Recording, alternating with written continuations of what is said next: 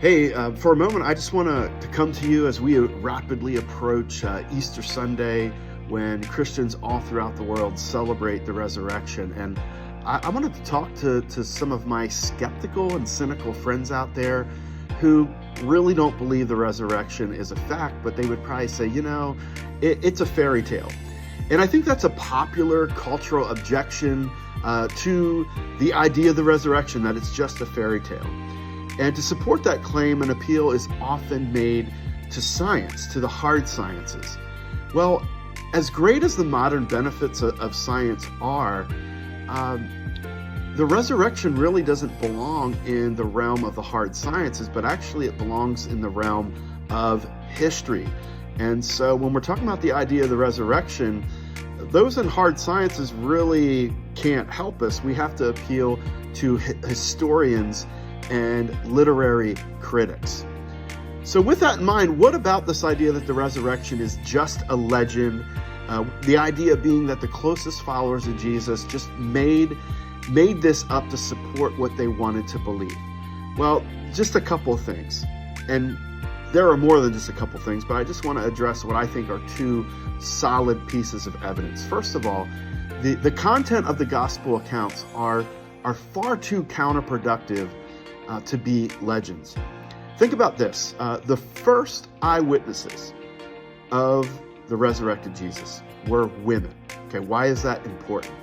Well, under Jewish law, women were not considered to be legal witnesses. So if the resurrection was a legend, why would you include women as the first witnesses of the resurrected Christ? Secondly, there is the realism of the eyewitness accounts. Those closest to Jesus, we're talking about the disciples, all right? The 12 disciples minus Judas, right? Because Judas had already committed suicide at this point. So we're talking about 11 disciples. Those closest to Jesus are not portrayed as confident and triumphalistic. In fact, they are depicted as reluctant, uncertain.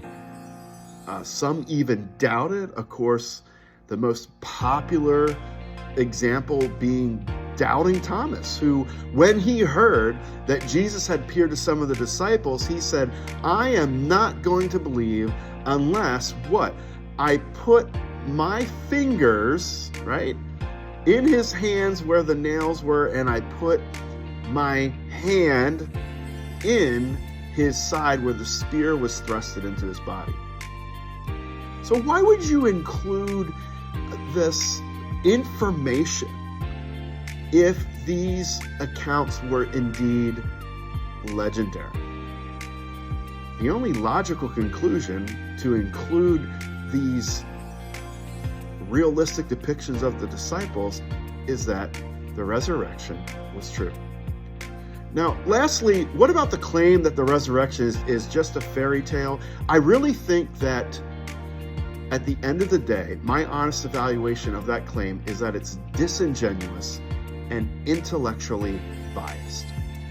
The claim that the skeptic is that Christians' loyalty to the faith is blinding them to the evidence.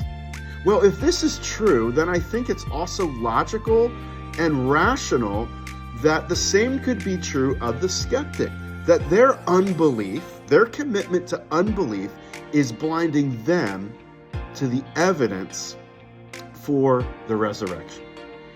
And so my appeal to you today, if you're watching this and you're like, I am scientific, I'm skeptical, then I would encourage you to put your scientific mind to use, engage your curiosity, and really examine the evidence for the resurrection. Jesus isn't afraid of your questions. He welcomes the skeptic, as he did to Thomas.